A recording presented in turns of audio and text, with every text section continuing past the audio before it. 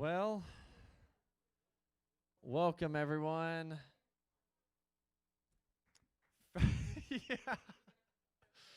Hey, excited. Wow. How about that now? Now I'm in the spotlight. Um, well, this is the first youth group of January. So welcome back to youth group. Sadly, first youth group of 2021. Kind of sadly, we're starting with a lot of people in quarantine right now. I know that we have a lot that are knocked out, but hopefully we're getting it out of our system.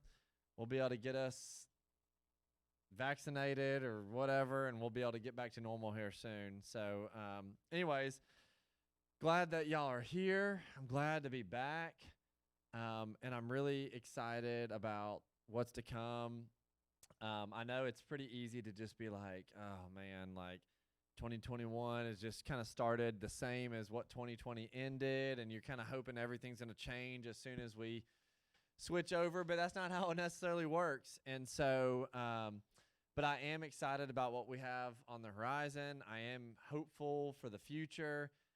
Like, one great thing is right now all camps are on, so we're just going to bank on going to Great Escape, going to Fun and Sun, and having a great time. We're anticipating that everything's going to be all good for us to be able to go by the time summer rolls around. Yep, that's worthy of clapping about. Thank you, guys. Who's excited? Will? Yeah, Will and Jordan. They're excited about camp.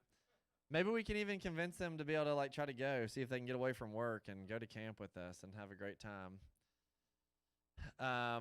So we have some good things going on, and once it starts to warm up, we're able to get back outside and all that stuff. So anyways, I hope that you guys have been well, that you guys had a good Christmas break, and that you guys are ready to kind of get back into the swing of things. This semester will go by faster than you think. It's going to blow by, and here's the crazy thing. We have a row of seniors up here in two little areas, and these ones are seniors that have been around since a lot of them since the beginning, and ready or not, but it's second semester of senior year. And if you guys, I want to give them a little encouragement, because we talked about this at senior Bible study, and they were kind of like, oh, I don't know. But are y'all wanting them to come up here and do senior talks and keep that going? Okay, see? We all want senior talks. That's tradition. I mean, golly, we've been doing those forever. Yeah, since before y'all. Do y'all remember hearing senior talks? Yeah, you guys both did one, and you guys probably heard senior talks from other people, and it's been one of those awesome, long-standing traditions. So we're going to continue to peer pressure y'all until you submit and you get up here and you do it. But those are going to start probably sometime in April, I would imagine.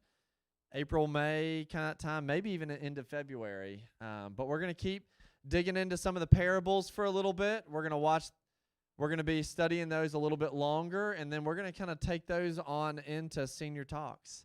And shoot, once you hit senior talks, you're basically at the end of the year. So it's just going to fly by.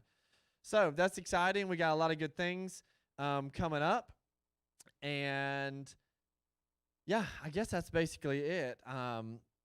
We're going to kind of keep just doing normal stuff with this schedule. I've had some people ask about sort of what we're going to be doing at youth group. For right now, we're going to keep doing the 6 to 7:30, and we're going to keep doing the mask stuff until numbers come down a little bit. And then the church, at that point, will give us some more leeway to start adding new components in. Some of this stuff is things that I want to do, and some of it's stuff that I'm glad to do, but it's also not always my decision. We're just going to play things by ear. And so once we can start getting back into our game time and doing some other stuff, we'll jump back into that when we can. But until then, we're just going to keep rolling and make the most of it and do the best stuff that we can. So here's a special treat tonight. Instead of having to listen to me talk about the prodigal son, you're going to get to listen to Jordan McKinney talk about the prodigal son.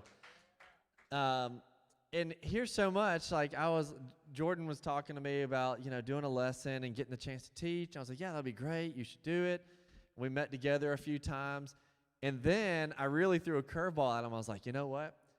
I think this would help you. And I gave Jordan a whole book to read on the prodigal son.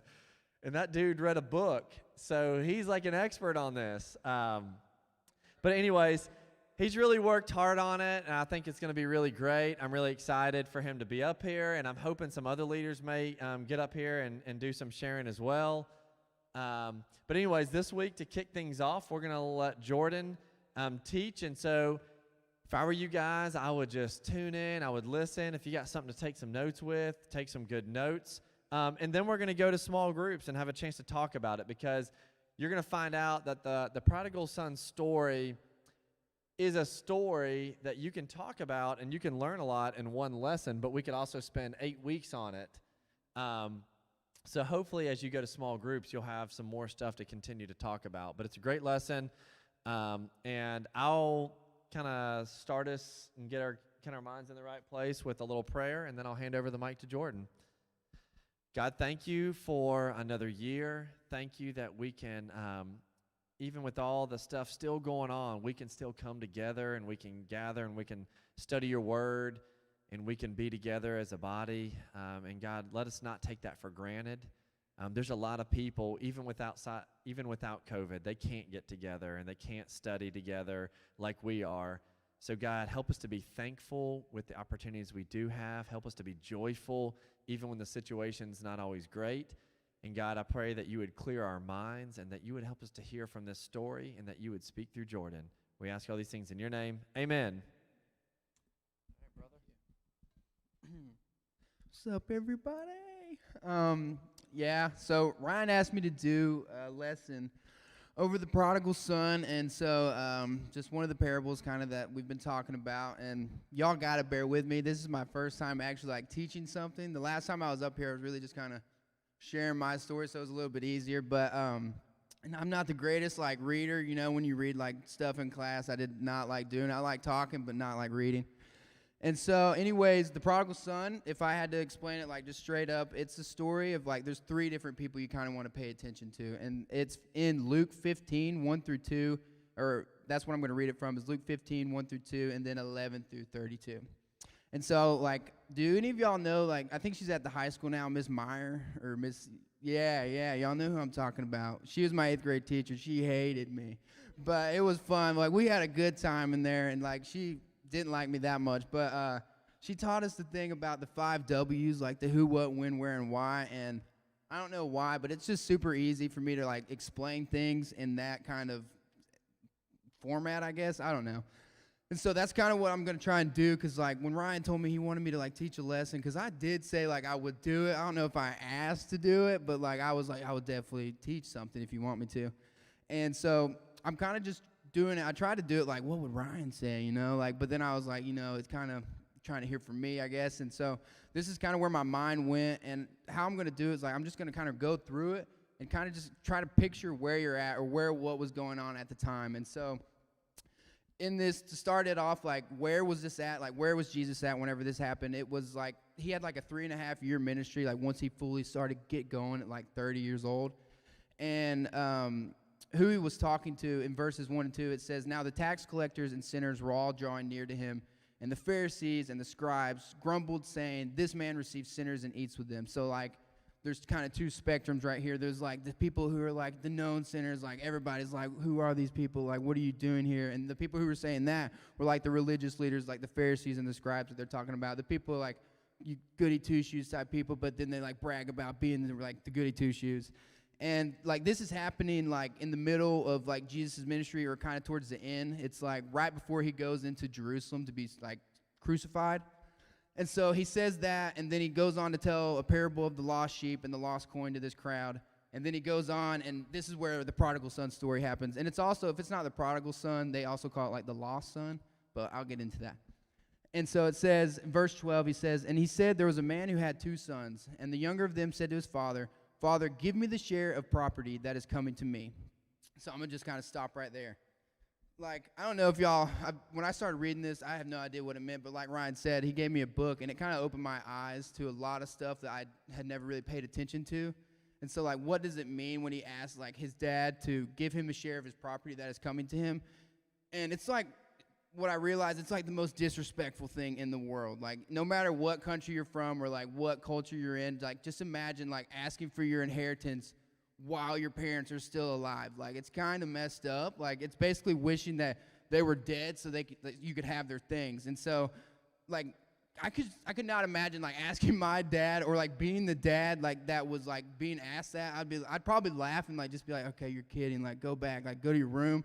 But then he saw that he was serious, like, I'd really probably want to find my own son. And that's probably just me, and that's probably why I'm not the dad. But anyways, like, the dad in the story, he did it anyway, and like and that's a loving dad in my opinion, because like even though he didn't, like, in the face of all this disrespect, like, coming at his name, like, he still was like, all right, son, like, if you think that's what you need, like, he was brokenhearted, and he loved the son like so much that he let him be free to go off and to use the property. And so in verses 12 and 13 he says, and he divided his property between them. And not many days later, the younger son gathered all he had and took a journey into a far country. And there he squandered his property in reckless living. And so that's what prodigal means, actually. I looked that up. It's spending money or resources freely and recklessly. And so that's kind of where the story comes from. And I think I just laughed at this. I literally wrote down LOL because I was just like, I think we kind of all knew this would happen. Like, you get all of your money, your parents give it to you. Like, when you're a teenager, like, no way you're going to be able to hold on to that. And, like, so I was just like, this is pretty relatable for me. Like, I didn't ask my parents, like, I wish you were dead, like, give me your things. But I did go off to school, and I did kind of just wild out. Like, it was not good, but, like, I kind of did my own thing, and I did go broke with the money that I had. But anyways, like, the story goes on, and it says, and when he spent everything, a severe famine arose in that country, and he began to be in need. And that's just kind of like how it works sometimes, I feel like. God, like, you start getting in the wrong. Like, you start, like, allowing yourself to, like, do one little thing wrong and then another little thing wrong. Then you kind of find yourself, like, he'd spent everything. He's exhausted all of his resources. And then on top of that, like, they go ahead and, like, he has no food in the place that he's living at. And so it's just like, when one thing goes wrong, it feels like everything starts to go wrong. But I feel like there's a reason for that. And so he went in. I wrote it down wrong. I have to look at the screen for this one. And so it says, and so he went and hired himself out to one of the citizens of that country, who sent him into his fields to feed pigs. And he was longing to be fed with the pods that the pigs ate, and no one gave him anything. And so if you kind of like just kind of take a look at where this guy is at now. He went from living at home with what seems like a great guy for a dad, but he like pieces out to like go rage with like his buddies or random people, and then he ends up losing all of his money and all of his things and has nothing. And then on top of that, a famine hits, so he has no food to eat if he had any money. And then he like is into such a bad place that he tries to like go help people feed pigs, that he ends up just asking for like their food, and he can't even get that. And so it's like the rags to riches story, but like in reverse. And it's kind of just like you feel for the guy, but it's like you kind of asked for it. Like, what did you do? Like, this is totally on you. But if you keep going in the story, it says, but when he came to himself, he said, how many of my father's hired servants have more than enough bread, but I sit here perishing with hunger? I will arise and go to my father, and I will say to him, Father, I have sinned against heaven and before you. I'm no longer worthy to be called your son. Treat me as one of your hired servants. And he arose and came to his father. So, like, when I was reading this, I was like, this guy is sitting here with, like, pigs on his left and pigs on his right. He smells horrible, like, just sitting there just, like, feeling disgusting. And then he just is like, boom, I really need to go home. Like, this sucks. Like, I can't believe that I've allowed myself to get here. And he's like, you know what? Like, I won't even be my dad's son anymore. Like, I'm literally just going to be one of his hired servants because, like, they can even get the pig's food, you know? Like, I can't even get that right now. And so he's like, he's practicing in his head what he's going to say. Like, you ever do that? Like, whenever you're at home, like when you're a little kid, you're like, okay, I'm going to go and ask my mom this, or tell her I'm so sorry for breaking that vase, you know, and all this. But, like, he ends up doing it, and he, like, comes to the point where, like, he realized he was wrong, and he's ready to go back. And so he plans out his apologies or whatever, and he takes off, goes home. And so it goes on, and he says, but while he was still a long way off, his father saw him and felt compassion. and ran and embraced him and kissed him. And the son said to him, he did pretty good at like memorizing or saying what he memorized. He said, "Father, I have sinned against heaven and before you. I am no longer worthy to be called your son." But the father said to his servants, "Bring quickly the best robe and put it on him, and put a ring on his hand too, and shoes on his feet. And bring the fattened calf and kill it, and let us celebrate, or let us eat and celebrate.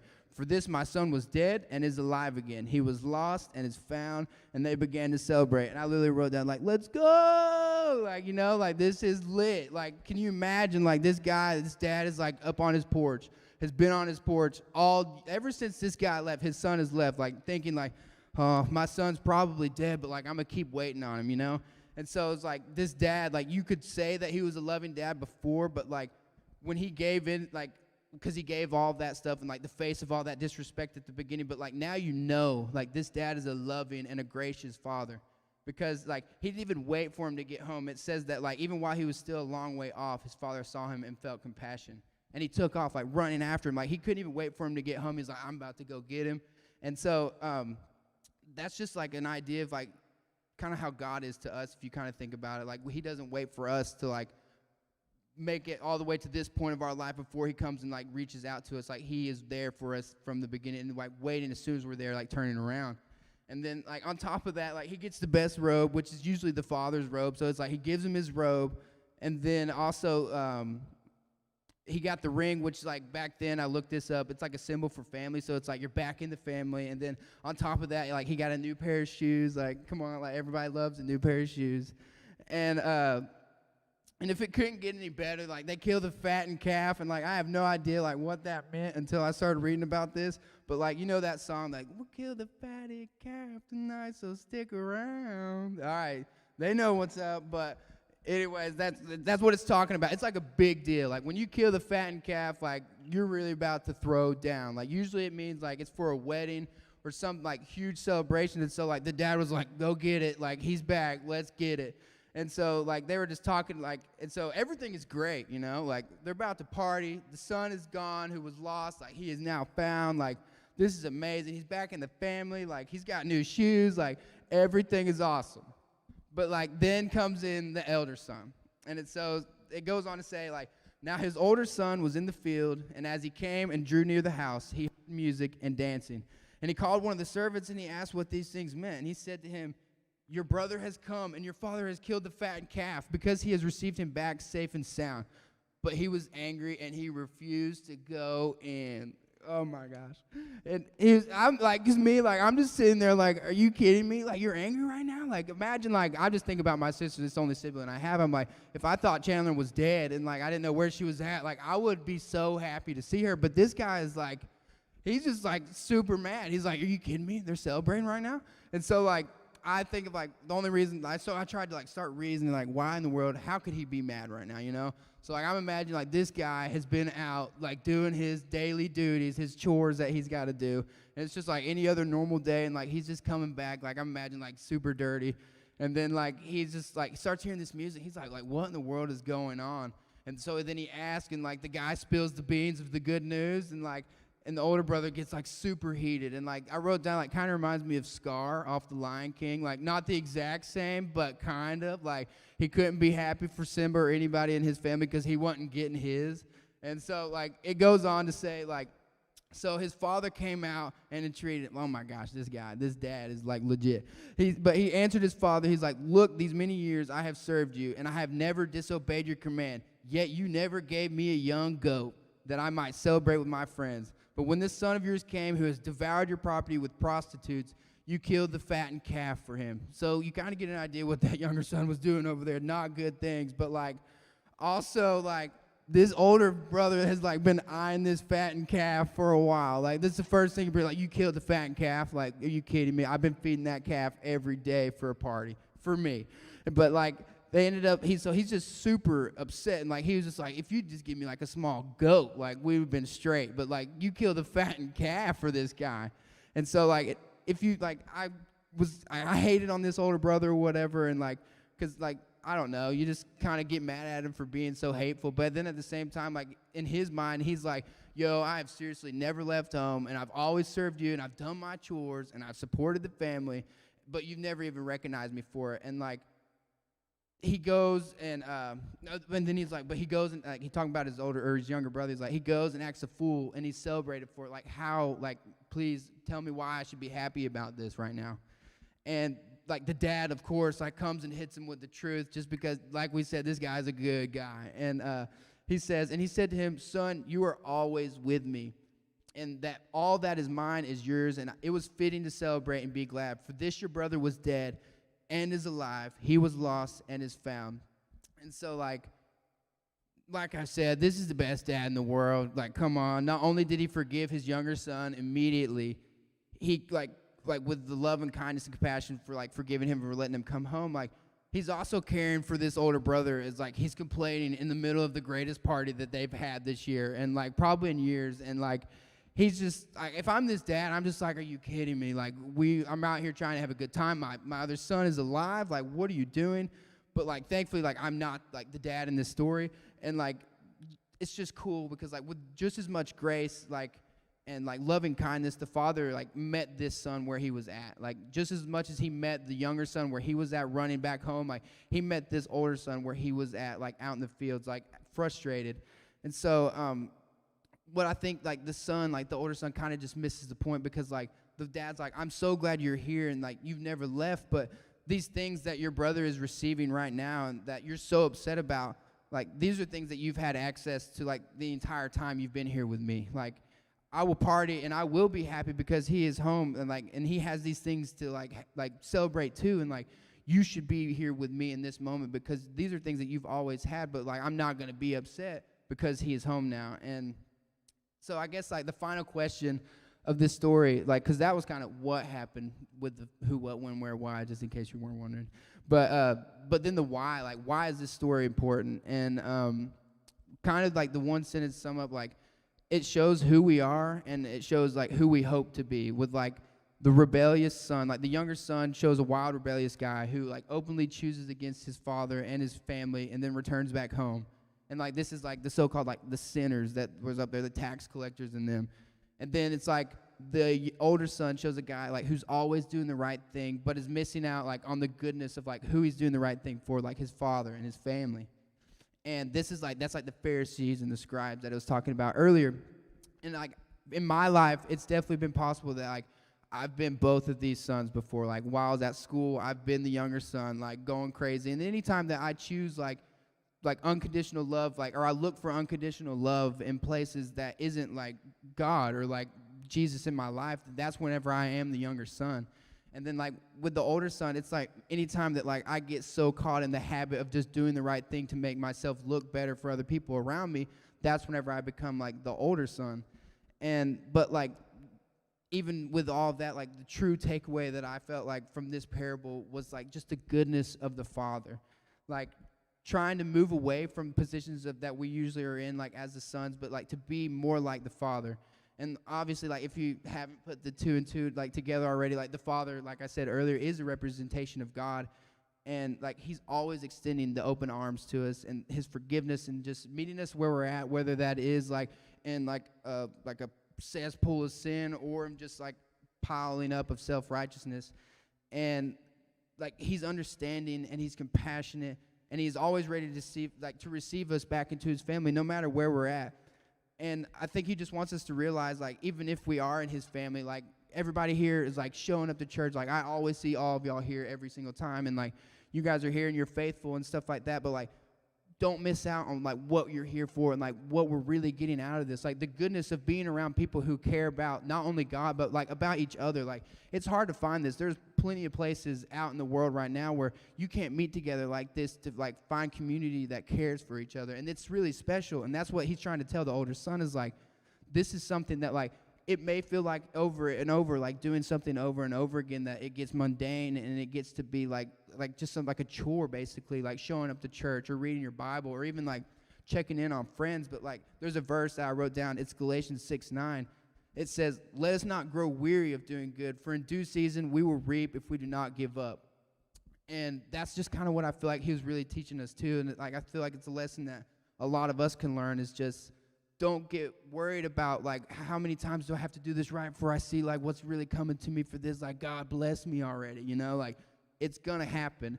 But, like, I don't know where you guys fall, whether if you're on that side of it or if you're on the younger son side of it, to where you're stuck in like a cesspool of sin like I've been before. But like you got to realize that like God is asking to make yourself more like him, to be more like the Father, and to truly understand that like the goodness that like comes with the life of Christ should be our prayer for ourselves and like for our family and for the people around us. And I guess like to tie it all in, it's like when we live as a father, like I don't know where the board is at or whatever, like what we've been talking about with the parables, it's all good.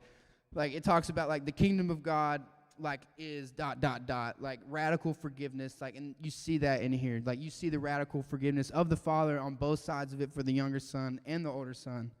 And then it's also tending the field and not identifying the weeds. And I think that you can see that part with the older brother. Like he's so worried about identifying the weeds of like his brother that he's like not sitting here reaping the harvest of like this freaking awesome party that's going on right now.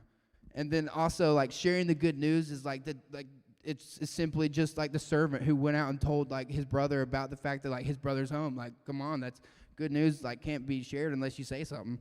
And then like understanding the treasure of Jesus and also asking God to help us whenever we don't. And that is like the story of the older brother, like understanding like God is good and like we are with him right now. Like don't get stuck in life and like figuring out what you want to do tomorrow so badly that you're not here right now. Like realizing the blessings that are in your lap and like the people that you're around like are so much greater of a blessing than you could even realize. And I just think like for this, it's like the only thing that I could really say to do is just to be more like the Father and like to forgive when it's hard and to move on and to be happy for those who are coming to know Christ just the way that you did. And that's really about all I have. And I guess like I'll close it with a prayer and then we can be good to go to the small groups. All right. Lord Jesus, thank you for this day. Thank you for allowing me to come up here and talk. It's kind of awesome. It's the first time I've ever done it, and I appreciate you letting people come. That's also a good thing. I pray, Lord, that you just bless these kids' lives and just everything that they're doing right now, Lord. I pray that they just see you more in everything when they wake up and when they go to bed, Lord. I pray that you just control their lives and let their focus be on you and let radical forgiveness just enter their hearts and let it come out, God. We just love you, and we thank you, and we praise you for all that you're doing and everything. And it's in your name, Jesus, we pray. Amen. Okay, so as y'all head to small groups, just continue to like the dialogue. I mean, I think one of the really interesting things to talk about is where are you right now? Like, do you relate more to that older brother where you're kind of looking around and you're seeing, like Jordan talked about, just, you know, why are all these people, they're living so bad, but yet things are still going good for them? And or are you like this younger brother, you feel like you've kind of strayed away, you've been kind of going a little bit wild, and you're just not on track? Or, you know, maybe talk about the different, you know, components that go on between those two brothers, where you are, and then what are the key attributes, as Jordan talked about, of the Father? Begin to talk about what is it that the Father does that is so awesome and so good, and how can we be more like the Father? And that's really what Jordan was saying, is we're called to be like the Father, meet people where they are, and to share love and grace and kindness.